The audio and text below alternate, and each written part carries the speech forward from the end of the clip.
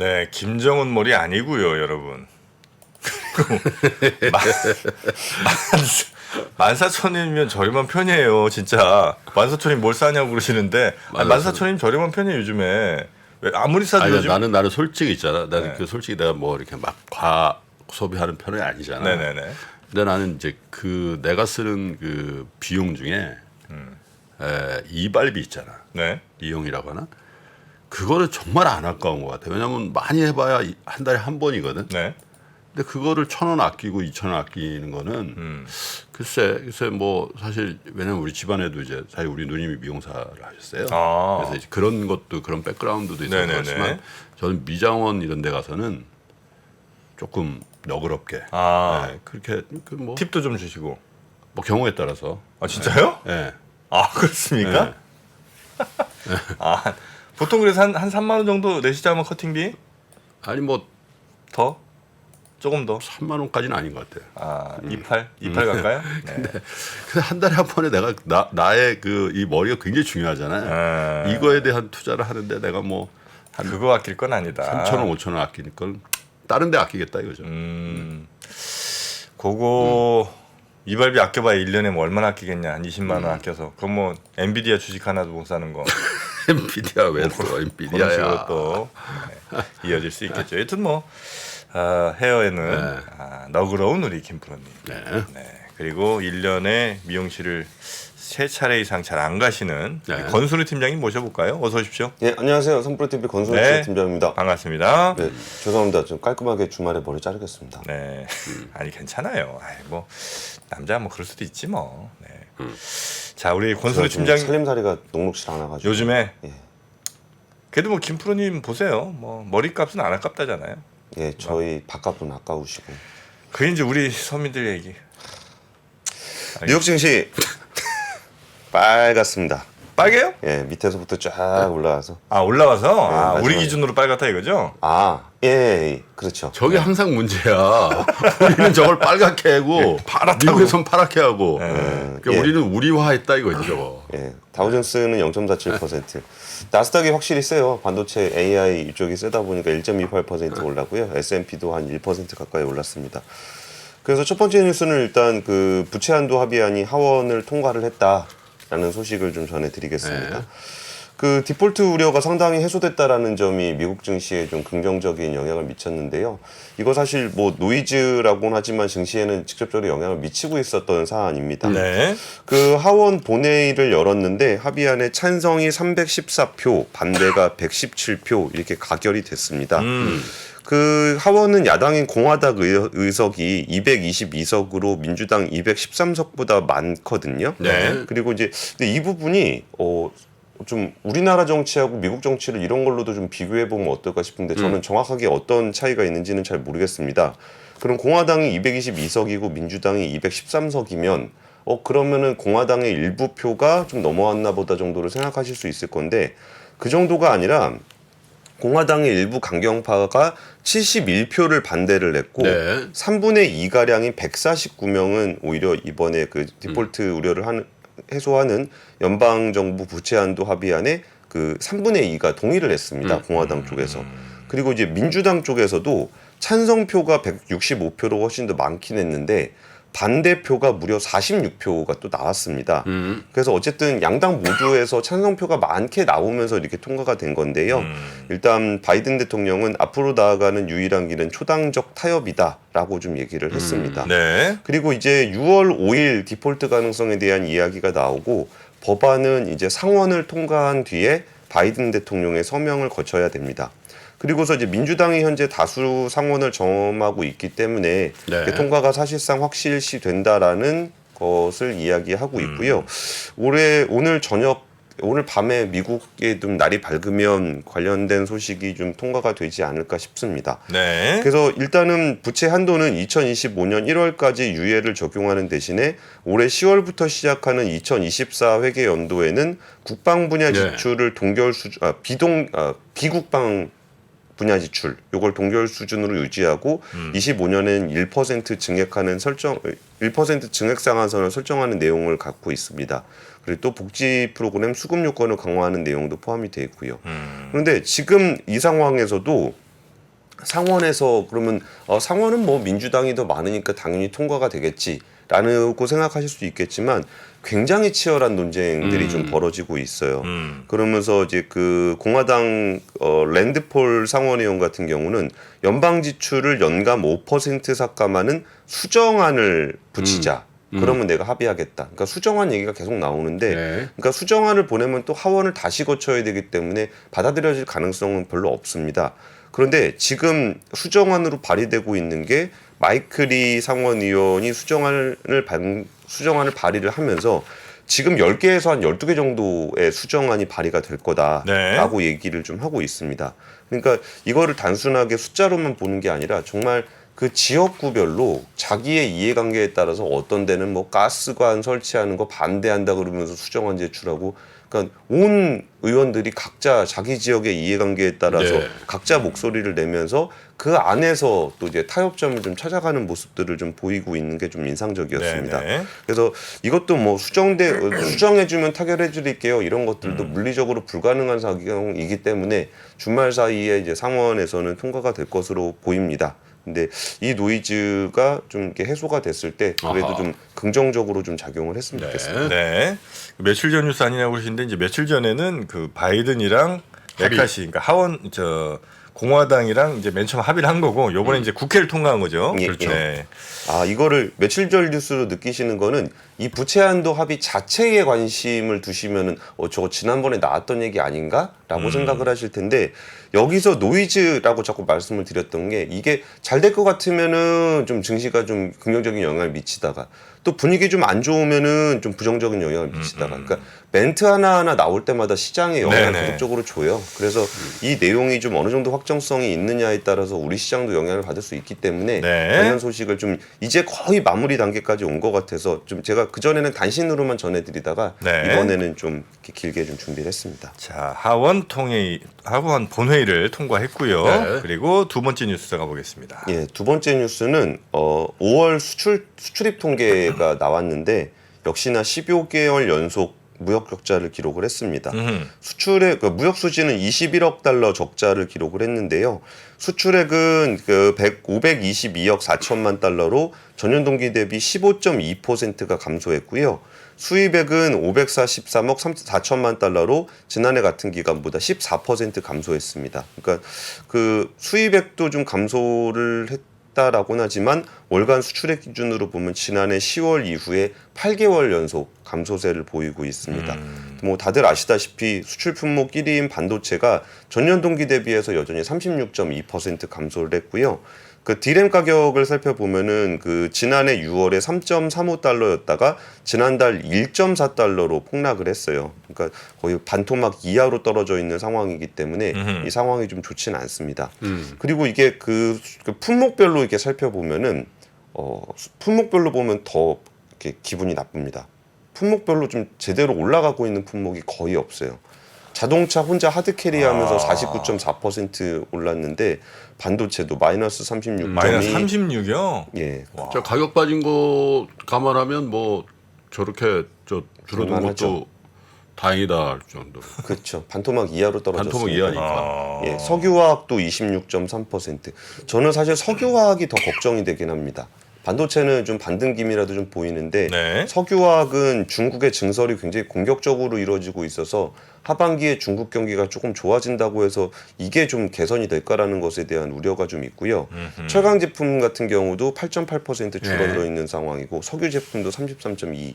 뭐 디스플레이, 자동차 부품, 바이오 헬스, 무선 유가 빠졌으니까 뭐 어쩔 수 없는 거고요. 이게 전반적으로 좀 선박도 안 선박 좋은 뭐야? 거. 그러니까 선박은 사실 그 하나하나 배 나갈 때 안 나갈 때에 따라서 규모의 차이가 저건 굉장히 커요.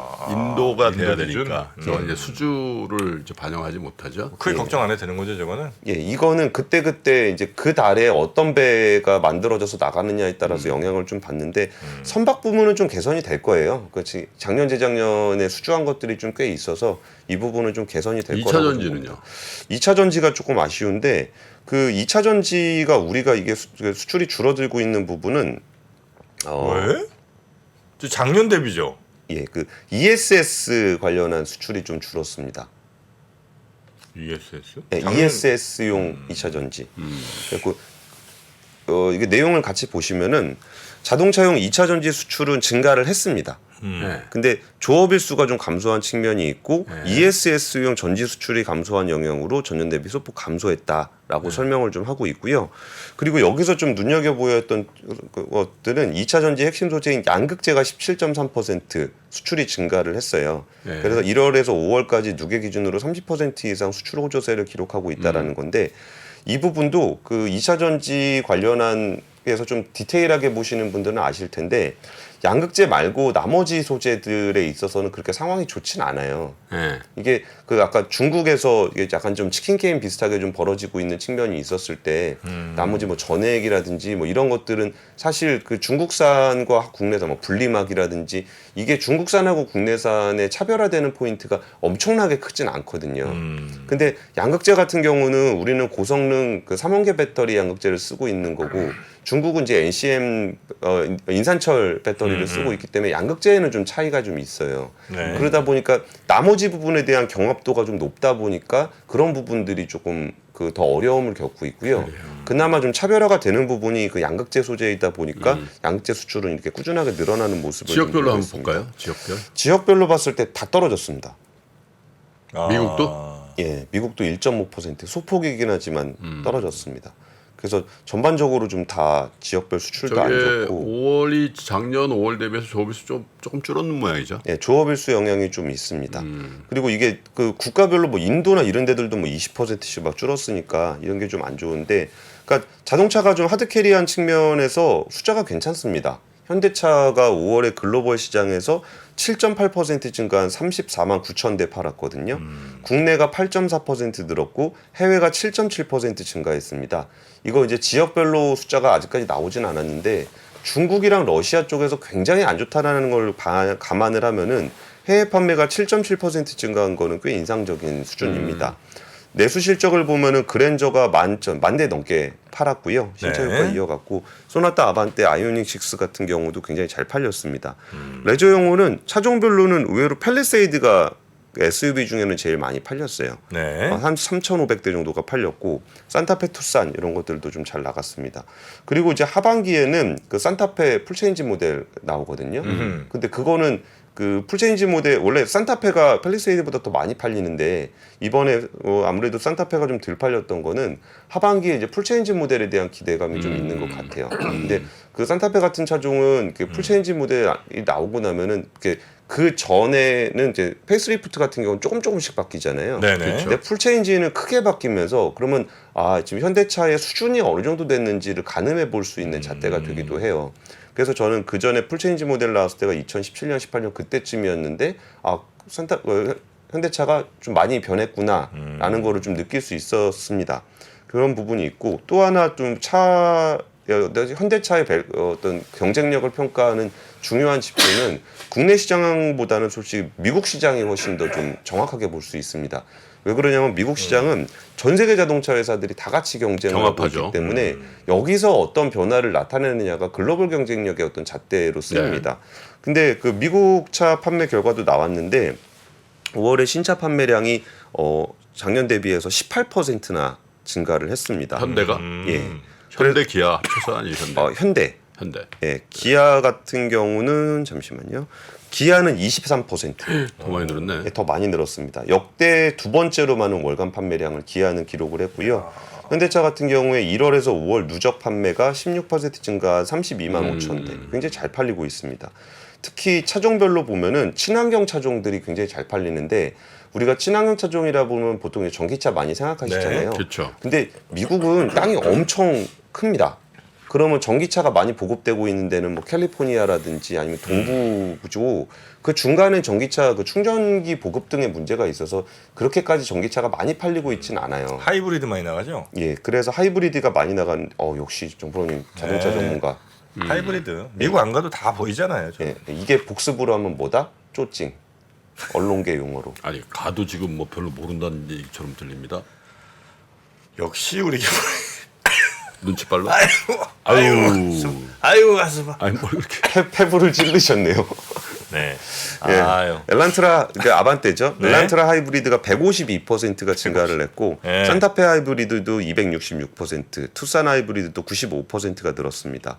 기아 같은 경우도 지금 셀토스 스팅어, 뭐 카니발 여기가 거의 뭐 2배 가까이 판매량이 늘었고요. 그리고 이제 그 EV6하고 아이오닉 5 보조금 못 받아서 리스 판매 많이 늘린다 그랬잖아요. 네네네. EV6 같은 경우에 지금 뭐 사실 이거를 정확하게 그렇게 볼 수는 없는데 네. EV6가 전년 대비해서 80% 증가율을 기록했습니다. EV6가? 예, 보조금 못 받는데도 늘었는데 아니 어떻게 그게 가능하죠? 보조금을 못 받는데 그게 80%가 늘었으면 보조금 받았으면 어떻게 되는 거죠? 근데 EV6가 작년 요맘때쯤 가지 않았어요? 예, 잘 뭐그 전에 그러니까 전월 대비니까 아 전월 대비? 전월 대비 80%? 예, 그리고 리스 판매를 좀 많이 해서 그렇다라는 얘기를 설명을 좀 하고 있습니다. 아 그래요? 예, 그리고 단신 하나 전해드리면은 현대차가 어제 중국에서 처음으로 수소 연료전지 공장을 준공을 했어요. 그러니까 차 공장이 아니라 그 안에 들어가는 연료전지 시스템 그 공장인데 이거는 사실 그 차에서만 쓰는 게 아니라 뭐 발전용이나 뭐 선박용이나 도심 항공 모빌리티 이런 데도 쓸 수 있는데 연간 6,500기 정도를 생산할 수 있는 곳이에요. 그러면은 앞으로 이제 중국에서 생산되는 수소차 이런 데도 현대차의 연료전지가 들어갈 수 있게 되는 거고 이게 일단은 6,500기를 다 팔았으면 좋겠는데 뭐 일단은 광동성에서 광저우시에서 한 1,500대 정도는 이제 사주기로 했거든요. 그래서 이걸 통해서 이렇게 차뿐만이 아니라 연료전지 시스템 자체를 판매하는 것도 새로운 네네. 비즈니스 모델로 자리 잡을 수 있을지도 좀 눈여겨볼 포인트인 것 아니 같습니다. 기아가 진짜 소리 없이라는 표현은 좀 그렇지만 진짜 잘하는 것 같아요. 기아 근데- 잘해요. 그죠? 네.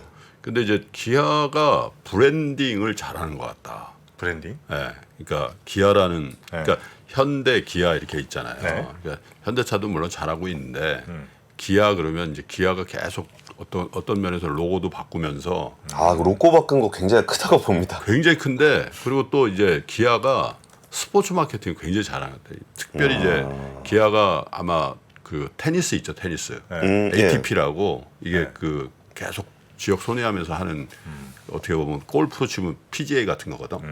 거기에 항상 스폰서를 해서 그 뒤에 보면 기아 로고 딱 강력하게 박혀요. 아 그래요. 그래서 우리도 지금 젊은 분들이 이제 골프에서 뭐 테니스로 넘어온다는 얘기도 많이 하고 그러는데 또 테니스 매니아들이 보면 이 자동차에 대한 굉장히 강한 소비층이거든요. 그래요? 아, 그렇죠. 테니스 매니아. 스포츠 유틸리티라든지 이런 쪽에 그리고 테니스를 친다라는 건 기본적으로 활동성이 있는 활동성이 분들이죠. 굉장히 크고 중산층 이상일 가능성이 많단 네네네. 말이에요. 그래서 네. EV라든지 그래서 그런 마케팅 같은 것들을 굉장히 잘하더라 그런 생각이 좀 들더라고요. 말 나온 김에 기아 로고 한번 같이 보실까요? 걔 한번 보여주세요. 전에가 저건 옛날 거죠. 밑에가 옛날 거고. 밑에가 옛날 거. 더 옛날 때는 여기 공해 물질 배출하는 그 굴뚝이었어요. 저 물결 있죠. 네. 그러니까 잘 바꾼 것 같습니다. 예, 빨리 세 이것만 번째 뉴스. 보여줘. 예? 바꾼 걸로 보여줘야지. 위에가 바꾼 거.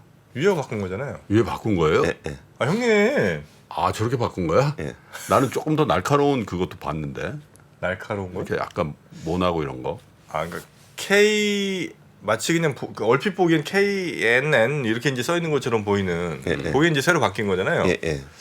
아, 좀 더 날카로운 걸 보셨다. 예. 그건 키아죠, 키아. 자, 다음 뉴스 들어갈까요? 네, 다음 뉴스는 이거는 뭐 시장하고 직접적인 관련된 뉴스는 아닌데 타다가 무죄가 확정이 됐습니다. 아, 이제는 타다가 죄가 있었어요?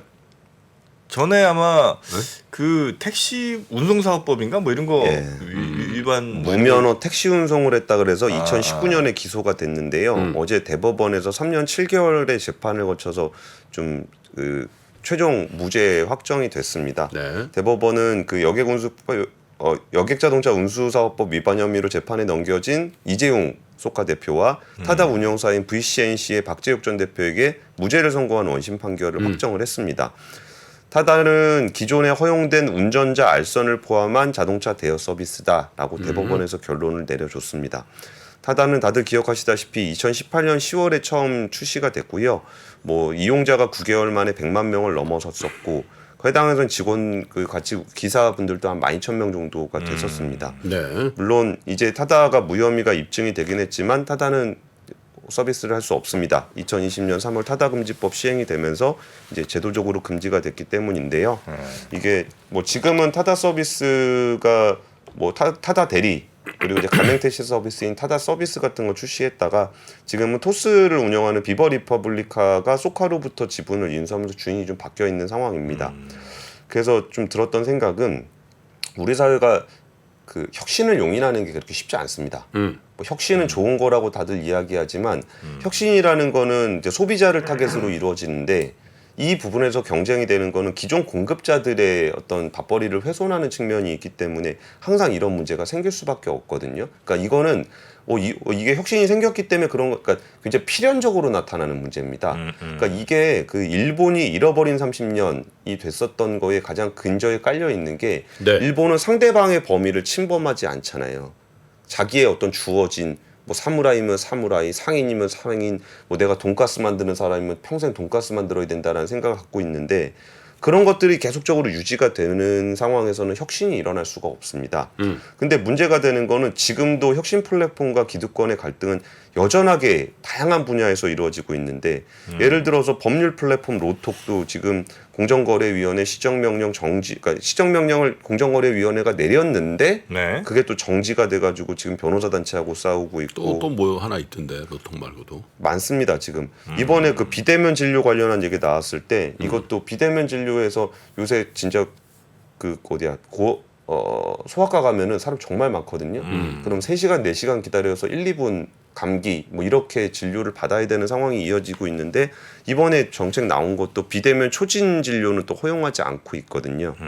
거기에다가 뭐 세무업계에서는 3.3 3.3. 이라는 플랫폼도 지금 세무업계하고 갈등 빚고 있고 뭐 여전히 다들 아시는 직방 네. 직방도 이제 공인중개사협회하고 좀 갈등을 빚고 그래요? 있고 얼마 전에 이창용 총재가 우리의 문제는 구조개혁이 필요하다는 것을 알면서도 이에 당사자 간 사회적 타협이 어려워 진척이 되지 않고 수요자가 아닌 공급자 중심의 논의를 한다는 것이라는 지적을 한 적이 있었잖아요.